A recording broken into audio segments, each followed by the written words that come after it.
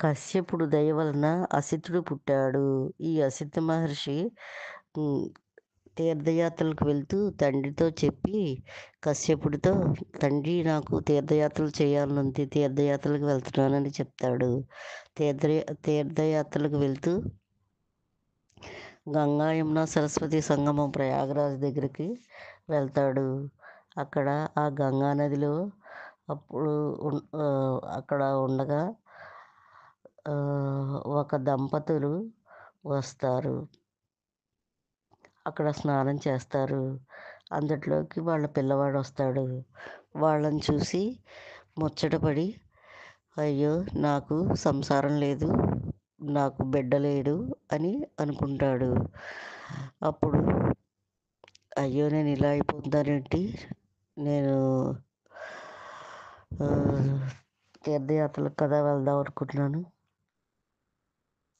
తపస్సు కదా చేయాలనుకుంటున్నాను అని చెప్పి గురుదేవా నన్ను రక్షించని దండం పెట్టుకుంటే కశ్యపుడు ప్రత్యక్షమవుతాడు అసితుడి దగ్గరికి. అప్పుడు తండ్రి, నేను ఇలాగా ఒక జంటను చూసి బిడ్డ కావాలని అనుకుంటున్నాను అని అంటే, నువ్వు ఈ గంగా యమున సంగమం దగ్గర తపస్సు చెయ్యి 100 ఏళ్ళు అని చెప్తాడు. అప్పుడు 100 ఏళ్ళు తపస్సు చేస్తాడు. కృష్ణ మంత్రాన్ని జపించని ఈ కశ్యప మహర్షి అసితుడికి చెప్పి మాయమైపోతాడు. అప్పుడు అసితుడు 100 ఏళ్ళు ఈ కృష్ణ మంత్రాన్ని జపం చేస్తే కృష్ణుడు ప్రత్యక్షం అవుతాడు అసిత మహర్షికి. అప్పుడు కృష్ణుడు అంటాడు, నువ్వు ఇక్కడ గంగాజలాన్ని అర్ఘ్యంగా నాకు 3 సార్లు కృష్ణాయ నమః అని వదిలిపెట్టు, అప్పుడు నీకు బిడ్డ పుడతాడు అర్ఘ్యంలోంచి అని చెప్తాడు.